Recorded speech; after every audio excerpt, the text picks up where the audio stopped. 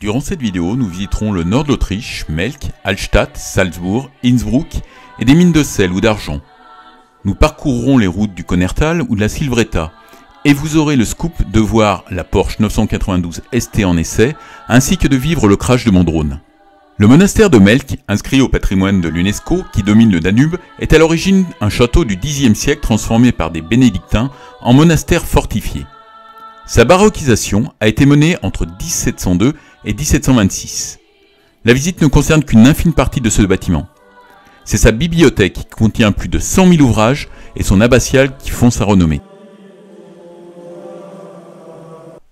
Malheureusement, les prises vidéo étant interdites à l'intérieur du monastère, vous ne verrez donc pas la galerie de l'empereur, la salle de marbre et l'immense bibliothèque. L'entrée est à 13 €. Linz, célèbre pour sa tarte qui n'a rien à voir avec celle sèche comme un coup de trick sous blister vendu en France, est une ville de 200 000 habitants sur les rives du Danube. C'est la ville natale de Christian Doppler, homme scientifique qui faisait de l'effet. Son château et sa grande place se visitent, mais c'est surtout la dégustation d'une vraie tarte Linz que vous garderez en mémoire.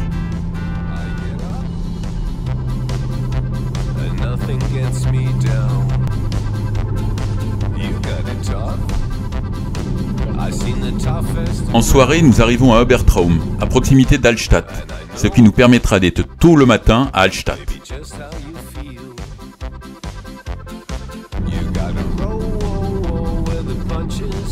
Je vous conseille d'arriver tôt à Hallstatt, car il n'y a que 3 parkings qui sont saturés après 10 h. Le parking P2 a l'avantage d'être au pied du funiculaire du Salzberg, qui vous mènera à la mine de sel. C'est également le parking le plus proche de l'entrée du village, interdit à tout véhicule. Le ticket du funiculaire qui comprend l'entrée à la mine est à 36 € par personne.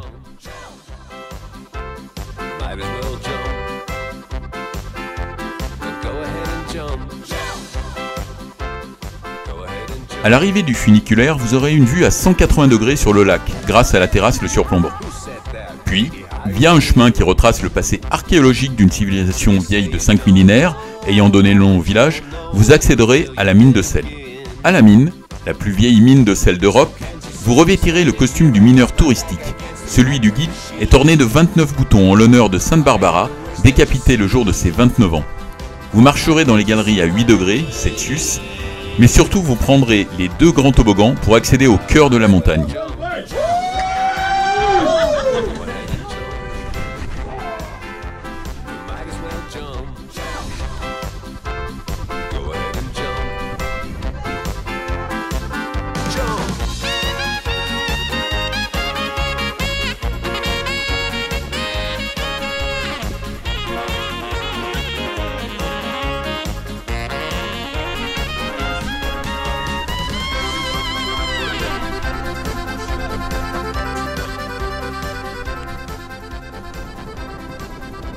Après avoir serpenté dans la mine, appréhendé la vie du mineur de sel, vu son lac, vous remonterez grâce au petit train. Nous conseillons vivement cette visite, aussi pittoresque qu'instructive. A noter que la mine est toujours en activité et que 250 000 tonnes de sel sont encore extraits annuellement via un procédé hydraulique. A noter que 90% du sel extrait est à destination des routes. Visite de Hallstatt, village aux rues étroites et surpeuplé de touristes, véritable carte postale inscrite à l'UNESCO, dont l'histoire est liée à la mine qui la surplombe.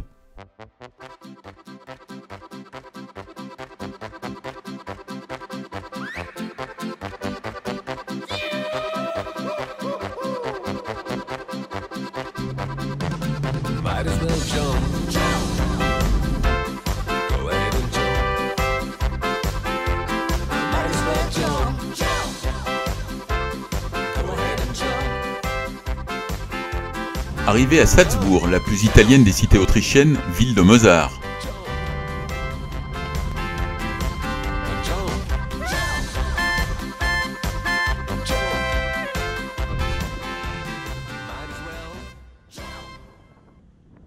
Le style baroque est omniprésent dans cette ville de 150 000 habitants.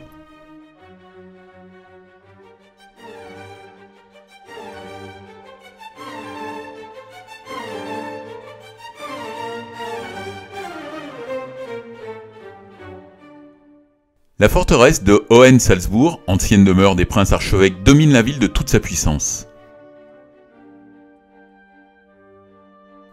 Le toit terrasse de la forteresse permet d'embrasser un panorama à 360 degrés, avec, en toile de fond, les montagnes allemandes. La forteresse, à 120 mètres au-dessus de la ville, fut débutée en 1077. Elle fut sans cesse agrandie jusqu'au XVIIe siècle. Le musée du château possède un orgue à rouleau actionné à la main qui joue une partition de 1502. Le château abrite une collection d'objets militaires et les appartements d'apparat vous feront vivre ces heures de gloire. À la descente du château, entrez dans le cimetière Saint-Pierre afin d'admirer les tombes qui sont toutes des objets d'art. Les caveaux de style baroque sont agrémentés de toiles représentant la vie du défunt ou des scènes bibliques. Enfin, entrez par le portail roman du XIIIe siècle dans l'abbatiale bénédictine Saint-Pierre. Cette basilique romane à 3 nefs au décor baroque dont la blancheur met en valeur ses décorations rococo.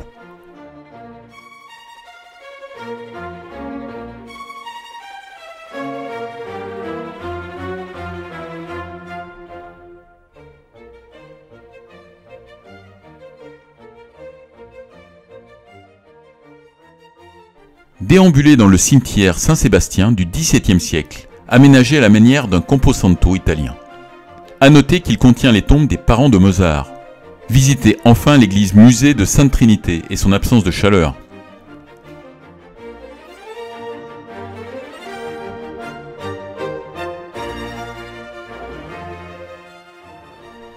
Salzbourg, c'est une ville au pied des montagnes.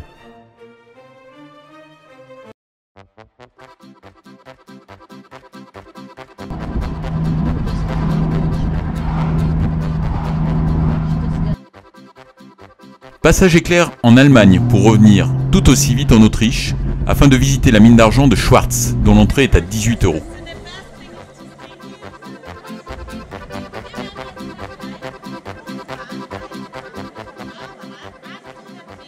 Prise du petit train des mineurs touristes pour visiter cette mine d'argent qui au Moyen-Âge assurait 85% de la production mondiale de ce minerai.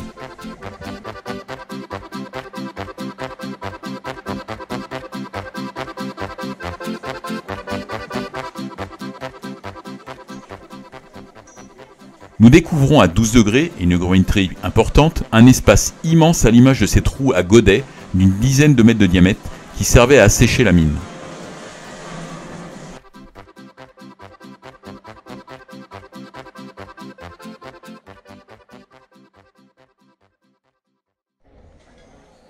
Arrivé à Innsbruck, ville de 133 000 âmes, ville médiévale qui connut son apogée au XVIIe siècle. Cette nuit, intenable insomnie, la folie me guette. Je suis ce que je fuis, je subis cette cacophonie. Peut-être sevrés par les monuments depuis notre arrivée en Autriche, nous n'avons pas réellement visité Innsbruck, comme cette ville l'aurait mérité. Nous avons surtout marché, vu cet arc de triomphe édifié en 1765 à la demande de l'impératrice Marie-Thérèse d'Autriche en l'honneur du mariage de son fils.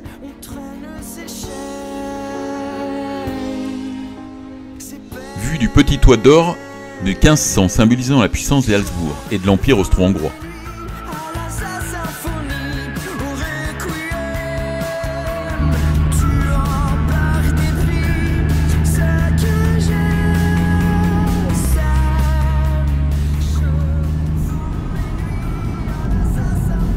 Soirée à Navis, au sein de la pension familiale Epstein-Steiner.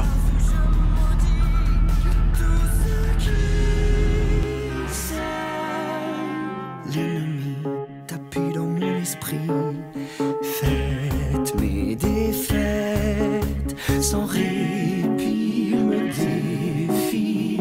Je renie la fatale hérésie qui ronge mon être. Je veux renaître,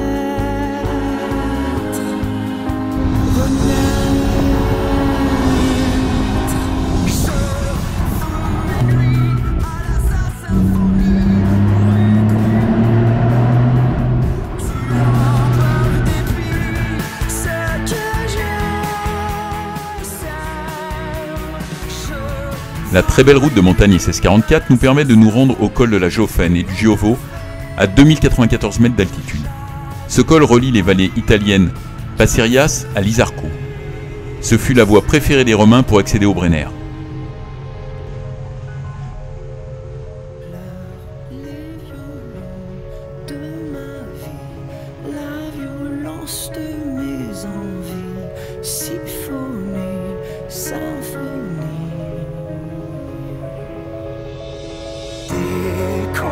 concertant, concerto.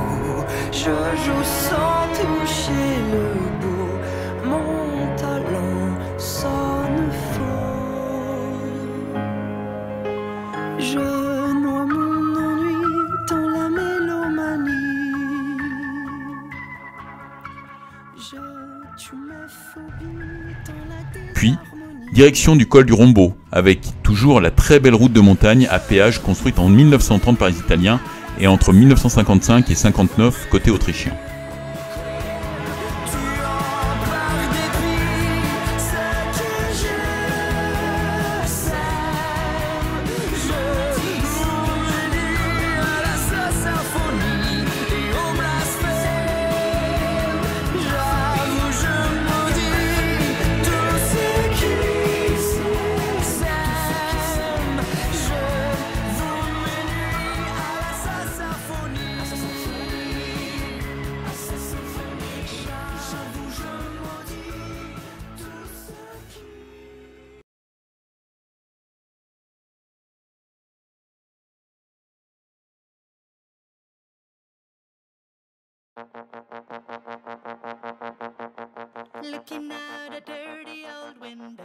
Au Rombo, à 2474 mètres d'altitude, passage incontournable par le musée de la moto qui a une histoire récente assez singulière.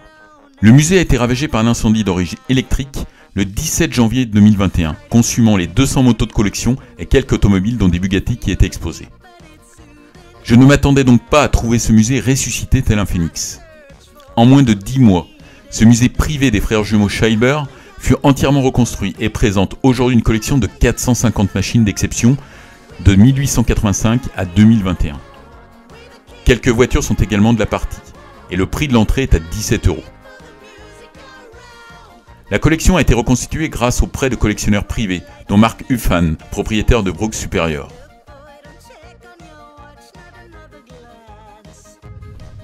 La collection du musée est exceptionnelle, à l'image de cette Elf 2 de Grand Prix sans fourche avant que je n'avais vue qu'en photo. Un podium de BMW.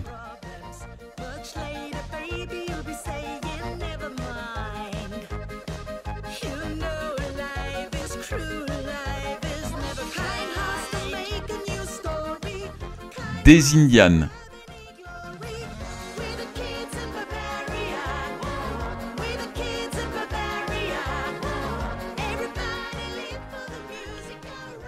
Un scooter KTM parmi des dizaines d'autres marques aujourd'hui disparues. Une Porsche 919, victorieuse des 24 heures du Mans en 2016. A noter les 19 sacres de cette marque sur l'épreuve Mansell. Une 911 RSR Pink Pig, victorieuse de sa classe au Mans en 2018.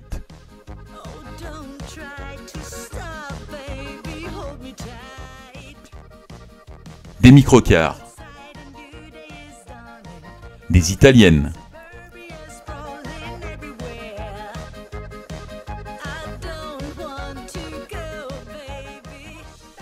Des autrichiennes et suédoises et enfin les KTM Rally Raid 660, 690 et 450, victorieuses au Dakar, marque qui à ce jour a le plus de victoires sur cette épreuve.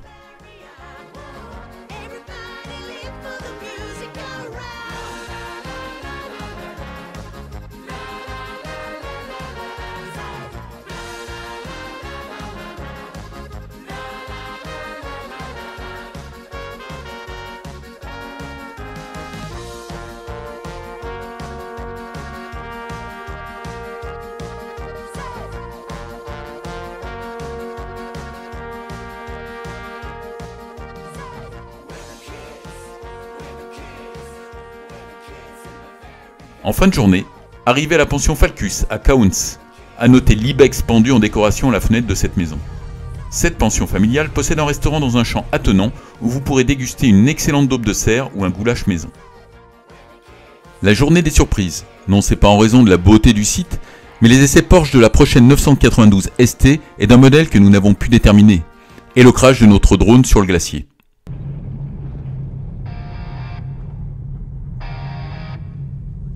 Cette très belle route à péage à 25 €, à prendre tôt le matin pour éviter la cohue et profiter de la vingtaine de stations, vous permettra de découvrir via une application d'audio guide sur votre smartphone l'histoire et les géographies du site. La route de 26 km enchaîne sur la montée finale vers le glacier aux 29 virages. Durant la montée, nous avons été doublés à vive allure par une Porsche 911 GT3. Touristes allemands pressés d'arriver au glacier? Tiens, un propriétaire maniaque qui bâche sa voiture de sport, que je devine être une 911 GT3.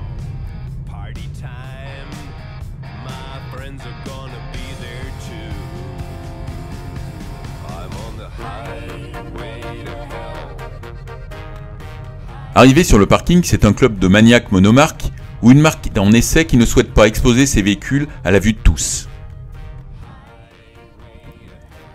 La montée au glacier, située à 3108 mètres d'altitude, s'effectue soit en téléphérique soit à pied. Les bâches blanches recouvrent de la neige afin qu'elle ne fonde pas. Nous avions déjà vu ce procédé en Suisse sur les glaciers du Rhône.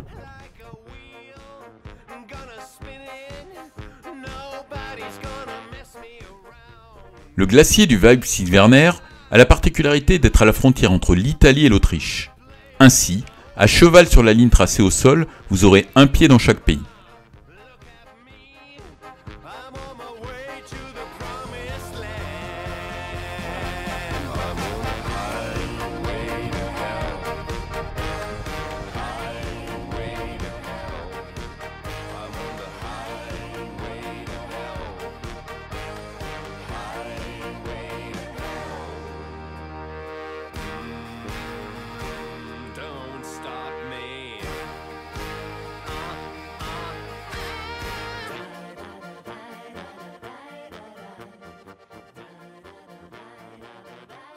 Pendant le vol retour du drone, après moins de 11 minutes de vol, la nacelle caméra commence à avoir un comportement saccadé. Puis le drone souhaite repartir vers le sommet du glacier. Malgré tous mes efforts pour faire revenir le drone et alors qu'il reste de l'autonomie pour cela, celui-ci décide de se poser, ou plutôt de s'écraser sur la moraine du glacier. J'ai juste pu éviter le cap du téléphérique et le glacier. S'en est suivi une bonne heure de recherche car le point GPS était à Dreuze, de sa vraie position. Seule l'image finale et la couleur rouge du drone nous a permis de le repérer dans la caillasse. Nous rentrons vannés à la voiture. Panique de l'équipe test Porsche qui pense avoir affaire à des paparazzis. Après explication, ils sont rassurés. Et voici quelques images de la prochaine 992 ST et d'un autre modèle encore inconnu qui sont tous bardés de capteurs et d'ordinateurs. Descente à vitesse soutenue du Konnertal pour rattraper le retard dû au crash. Pas de son du moteur car la nouvelle implantation de la GoPro a saturé le micro, donc un son qui est inexploitable.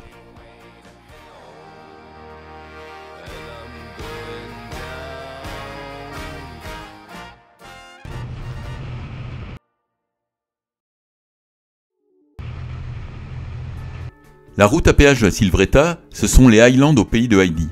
Des panoramas de Landes qui m'ont rappelé l'ouest de l'Écosse. Les paysages valent les 18 € du péage.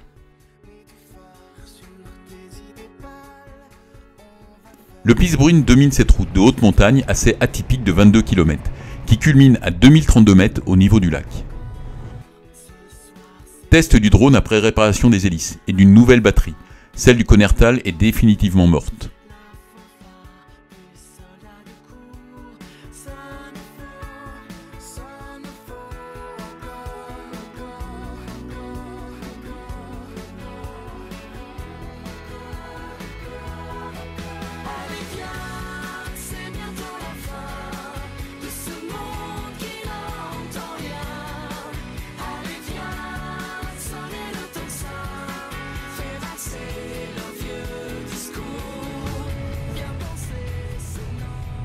Arrivé à Damüls où nous prenons le dernier logement dans ce bel hôtel. A noter, en libre service, des plans d'Edelweiss pour 6 €. Impensable en France. Départ pour la Suisse en milieu de matinée pour une journée de transit via Appenzell que nous trouvons décevant.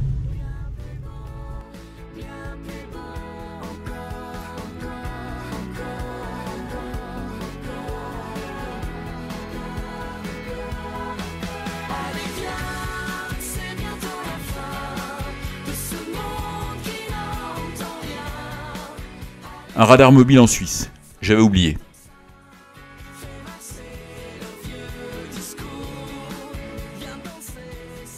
Les maisons peintes et ces ponts en bois sont les symboles de Lucerne, ville médiévale suisse située sur les rives du lac des Quatre Cantons. N'ayant pas réservé nos hôtels, jusqu'à présent, sauf à Vienne, cela a été problématique dans cette ville touristique et les prix sont suisses post-Covid. La vieille ville piétonnière possède des demeures historiques ornées de fresques qui méritent le détour.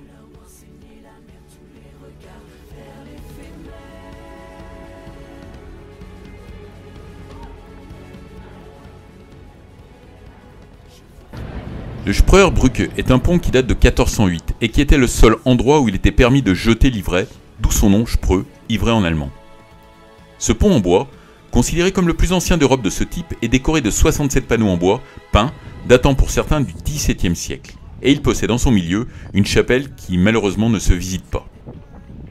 Les 2/3 du pont sont partis en cendres en 1993, après qu'une embarcation amarrée au pont se soit embrasée. 86 des 111 panneaux en bois ont alors disparu.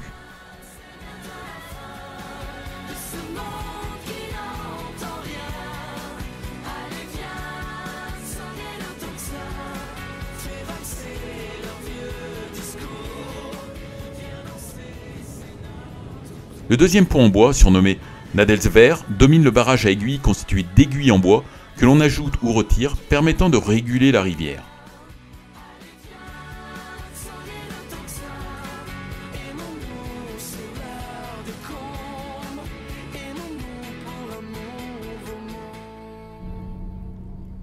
Départ pour la France via Montreux.